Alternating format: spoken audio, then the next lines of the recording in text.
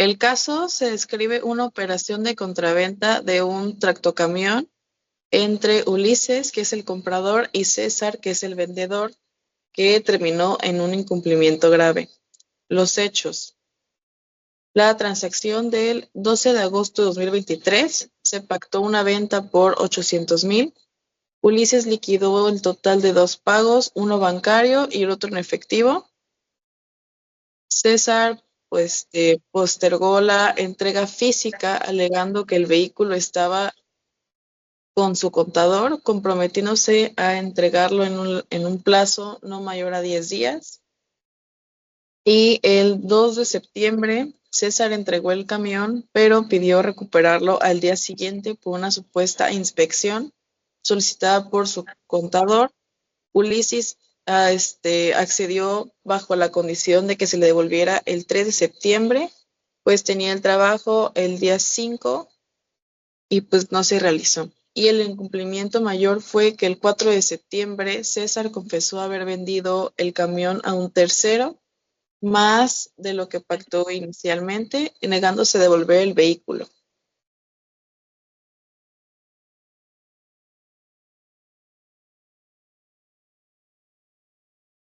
Bueno, eh, mi primera pregunta es para ambos lados, que es ¿en qué momento se perfecciona la compraventa según el Código Civil Federal?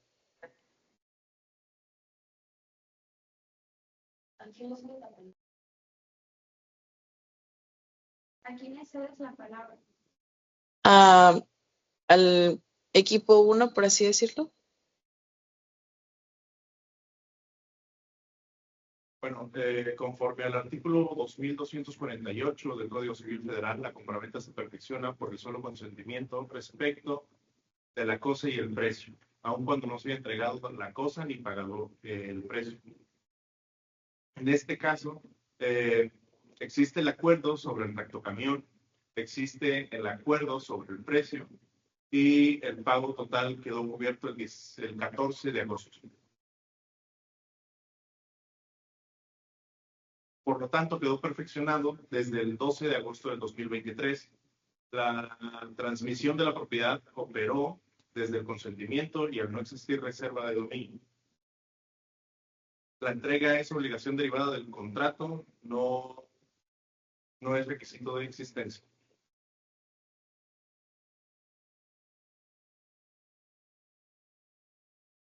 Ok. El equipo 2.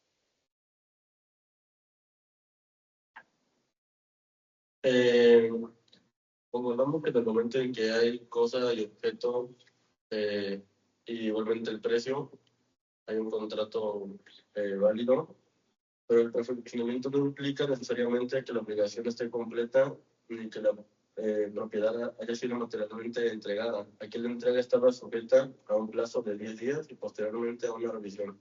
Por tanto, sí hubo un contrato válido, pero el análisis debe centrarse en el alcance del cumplimiento y no en consecuencia. Ok. La siguiente pregunta para ambos equipos sería, ¿la forma del contrato afecta su validez en este caso, equipo 1? En este caso, la forma del contrato no afecta su validez porque la compraventa de bienes muebles, como lo es en este caso el tractocamión, no requiere una formalidad específica para que el contrato sea válido. Conforme al Código Civil Federal, estos contratos pueden celebrarse incluso de manera verbal, siempre que exista acuerdo entre las partes sobre el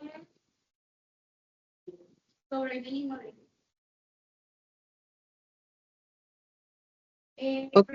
Sobre el objeto y el precio. Por lo tanto, aunque el contrato no se haya formalizado mediante escritura pública, sigue siendo válido y produce efectos jurídicos.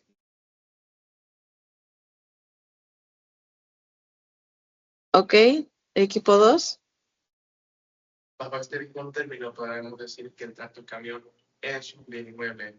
La compraventa de bienes inmuebles es en su mayoría consensual. Bajo esto mismo, no se requiere de escritura pública para que esta misma sea válida. Por lo tanto, es necesario saber que el contrato es válido y por lo tanto no hay nulidad por su forma.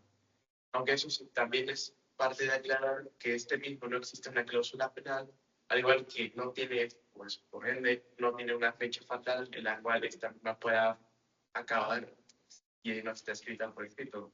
Esto limita la responsabilidad para ambas partes dependiendo del caso. Ok.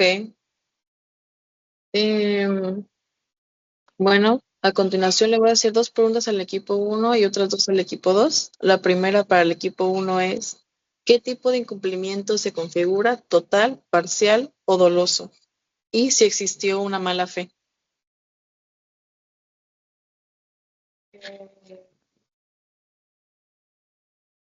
Se configura un incumplimiento total y doloso. Es total porque la obligación principal para entregar el vehículo nunca se cumplió definitivamente, y es doloso porque conforme al artículo 2106 del Código Civil Federal existe dolo cuando se emplean artificios para inducir al error. ¿Existió mala fe? Sí, en este caso se puede considerar que existió mala fe por parte del señor César. La mala fe se presenta cuando una persona actúa sabiendo que su conducta perjudica a la otra parte o incumple una obligación previamente asumida. César tenía pleno conocimiento de que Ulises ya había pagado la totalidad del precio del tractocamión y de que el bien debía ser entregado en el plazo acordado. Sin embargo, aún así decidió vender el vehículo a un tercero porque recibió una oferta económica mucho mayor. Además, utilizó el argumento de una supuesta inspección para recuperar el vehículo y posteriormente disponer de él. Esta conducta pues nos demuestra, ya que es muy clara, la intención de aprovecharse de la situación y obtener un beneficio indebido, lo cual rompe el principio de buena fe que debe regir en los contratos. Ok. Equipo 2, para ustedes procede únicamente la devolución en dinero y puede alegarse la imposibilidad material del incumplimiento. Su señoría, en el artículo 1949 del Código Civil Federal establece que en caso de incumplimiento el acreedor puede optar entre exigir el cumplimiento o la rescisión con el pago de daños y perjuicios, pero los datos no se presumen, deben comprobarse conforme a los artículos 2004 y 2113 del mismo ordenamiento. En este caso no se acreditó documentales la supuesta penalización de 67,000. No existe prueba plena de la afectación patrimonial adicional, por lo tanto lo que procedería sería la restitución del dinero recibido y en su caso intereses legales, pero no necesariamente daños adicionales si no se prueban. ¿Podría repetir la otra pregunta? Sí. ¿Puede alegarse la imposibilidad material del incumplimiento? Sí puede analizarse desde la figura de imposibilidad sobrevenida. El tractocamión ya fue vendido a un tercero. En consecuencia, la obligación de entregar ese bien se torna materialmente imposible.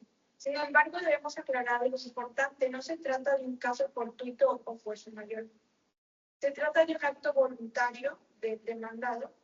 Por lo tanto, no se extingue la responsabilidad, pues se transforma en una obligación de indemnizar o restituir, ya que no puede cumplirse en especie, sino equivalente económico. Ok. Equipo 1. ¿Puede elegirse entre rescisión y cumplimiento o Ulises puede exigir el cumplimiento forzoso si el bien ya fue vendido? Sí, en principio, el acreedor puede optar por la necesidad del contrato o el forzoso, y este se refuerza el criterio del compraventa de obligación definitiva en relación a que proceda la acción y la resolución de cumplimiento. Es una tesis jurisprudencial emitida en el 2010 por los tribunales colegiados de México. Interpreta las reglas sobre la rescisión de contratos de compra-venta con obligaciones sucesivas o no simultáneas. Precisa cuando el incumplimiento de una de las partes justifica la resolución del contrato conforme al Código Civil. Sin embargo, si el bien ya fue vendido a un tercero de buena fe anteriormente, podría ser imposible recuperar el tractocamino, el inmueble, por lo que procedería una recesión, pago de daños y perjuicios, indemnización equivalente al valor actualizado del bien y un posible pago del sobreprecio obtenido. Este hecho de haberlo vendido no extingue la obligación, solo transforma la forma del cumplimiento en el que se debe indemnizar. Ok, ¿los hechos podrían configurar algún delito? Sí, se analiza desde la esfera penal, donde su conducta encuadra fraude, porque desde el inicio existió un engaño de querer obtener dinero y a la de confianza de que hubo una distribución indebida de el entregado. Ambas cosas están previstas en el Código Penal Federal y dependiendo de la calificación del elemento, o sea, el dolo, dependiendo del dolo. La doble mente y la obtención del beneficio adicional se podría considerar indicios de intención fraudulenta. No es solo un incumplimiento contractual, sino también una conducta dolosa que generó afectaciones patrimoniales y comerciales. Ok, equipo 2, la misma pregunta. ¿Puede elegir una rescisión y cumplimiento o Ulises puede exigir el cumplimiento forzado si el bien ya fue vendido? Señoría, conforme al artículo 1949 del Código Civil Federal, el acreedor puede optar entre exigir cumplimiento o el pedir rescisión de por daños y perjuicios. Pero esa elección tiene límites prácticos y jurídicos. Si el bien fue transmitido a un tercero de buena fe, el cumplimiento forzoso en especie se vuelve políticamente inviable.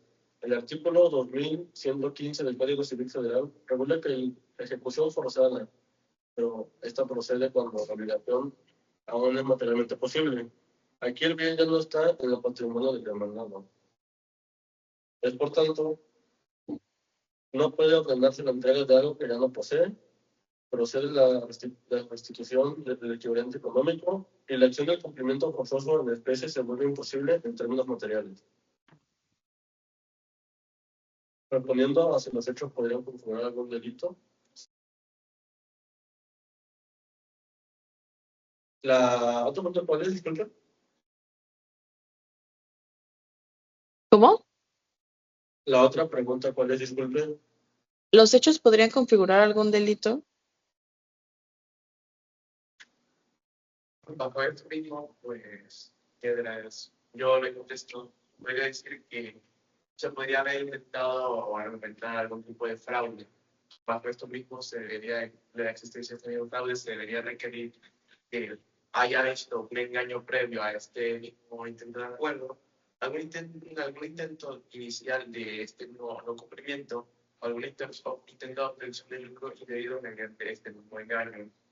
En este caso, un contrato real que se fue establecido, un acuerdo real entre ambas partes y hubo una intención inicial de cumplir, principalmente desde el 2 de septiembre. Hay una prueba de engaño desde este propio inicio. Esto encuadra el cumplimiento contractual, principalmente porque no es necesariamente el delito. No todo el cumplimiento civil es fraude. Ok. Con las siguientes preguntas realizadas se llegó a una conclusión. Mi conclusión es que el contrato de compraventa entre Ulises y César se perfeccionó el 12 de agosto de 2023, de acuerdo con el artículo 2248 del Código Civil Federal.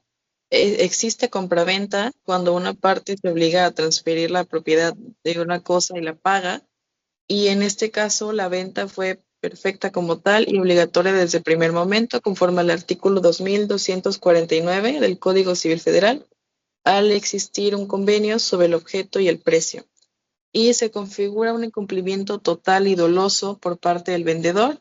El deudor no realizó el pago en el tiempo y la forma convenidos y tratados, contraviendo la obligación de entregar el bien prevista en el artículo 2283, fracción primera del Código Civil Federal.